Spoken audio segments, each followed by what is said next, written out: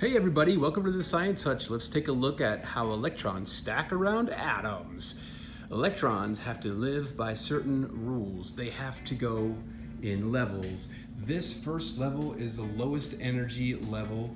Once they're all seated in there and you can fit two, what that little two means, then they are filled in the 1s2. There is only one desk in the first row because there's only enough space for two electrons. In the first energy level, that space for two electrons we call an orbital. It's an area where electrons will probably most likely be. Just like a desk is an area where students will probably most likely be in a classroom. Every color row that you see out there, boop, boop, boop, boop, boop, boop, all of those represent different energy levels, each of them with different types of orbitals. We have S all in this row. S orbitals, and as you can see, no matter what energy level you're on, S orbitals are full with two electrons. And then in the other row, we have P types of orbitals.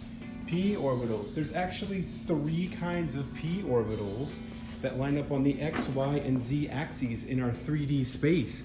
So P orbitals, since there are three of them and each orbital can hold two electrons, the P sublevels are filled with 6 electrons, no matter what energy level you're on. If you're a P sublevel, you're filled with 6 electrons. And then the other type is the D. And notice that the first and the second energy levels, they are simple. They don't even have D type of orbitals. It takes the third energy level to get complicated enough to even have D type orbitals. D type orbitals, there are 5 types of D orbitals in the D sublevel. So since there are 5 orbitals in the D sublevel and each orbital can hold 2 electrons, Ds are filled with 10 electrons, no matter what energy level you're on. If you're a D sublevel, you get full with 10 electrons. Now by the time you get up to the 4th energy level, you are so big that you can hold F, an F sublevel.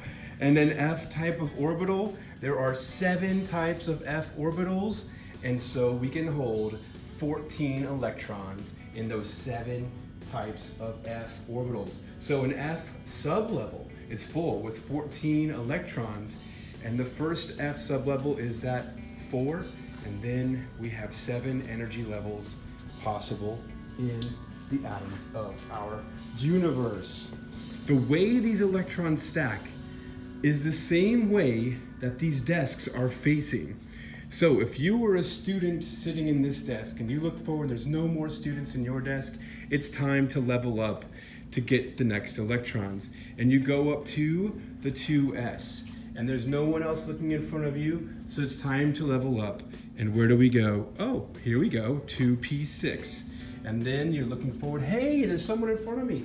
Now I can start stacking in the 3s2. Now the way this works, when you're writing out an electron configuration, if you have 2 electrons to fill, you can put them into this first seat in the 1s2.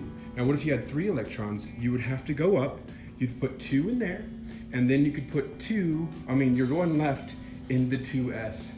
And it would look like this. It would be a 1s2, and then you would write 2s1, because you only had 3 electrons. So this thing is full with 2 electrons.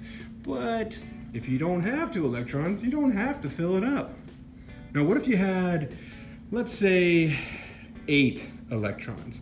What would that look like? Well, you'd put 2 in this first energy level, the 1s2, you put 2 in there. And then let's put 2 more into the 2s2. Now we've used up 4 of our electrons. We have 4 more, so let's put 4 of them into the 2p6. It would say 2p4, and that would be all the electrons we had. And what if we had like 35 electrons? 2 of them go in the 1s2. Then 2 more go in the 2s2, 1s2, 2s2, that's 4 electrons. 2p6, now we've used up 10 electrons out of our 35. Keep going.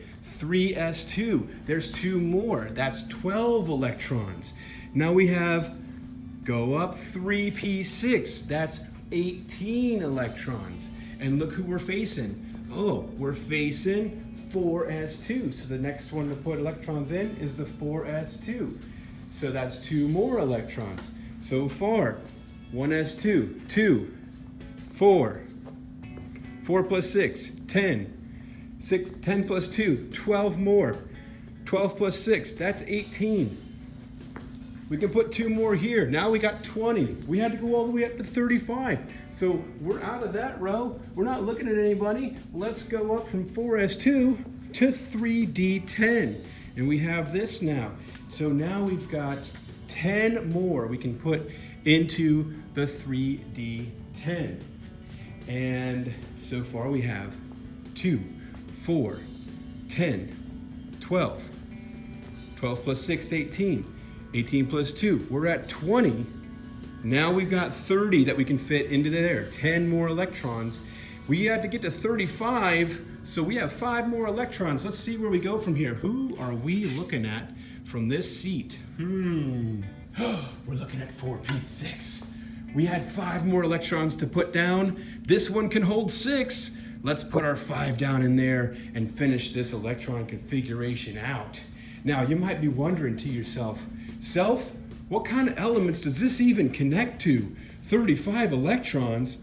Well, if you're talking about an atom has the same number of protons as it does electrons. So all you gotta do is look for an atom with its number at 35. And that is the element you're talking about. So we just found the electron configuration for one of the only 2 elements in the universe that is a liquid at room temperature. It's that bromine. Good job, bromine. You can chemistry. Way to go, everybody. All right, you keep following this pattern and you can do the electron configuration for any element on the periodic table. Every time that you get to the end of one of these diagonal rows, you're gonna then reset back to the next diagonal row and you're gonna follow it all the way forward until you're not looking at anybody else, and then you're gonna reset to the next diagonal row. Yeah, like that. Whoosh. Like that. Whoosh. Like that. Whoosh. Whoosh. Okay, cool. Now, some of these, we don't even need to go as high as we can, up to 7F14, because the periodic table, the elements that we have in the universe actually end before then. There aren't that many elements to get all the way up there. Hopefully this was helpful for you. Have a wonderful rest of your day, and bye-bye.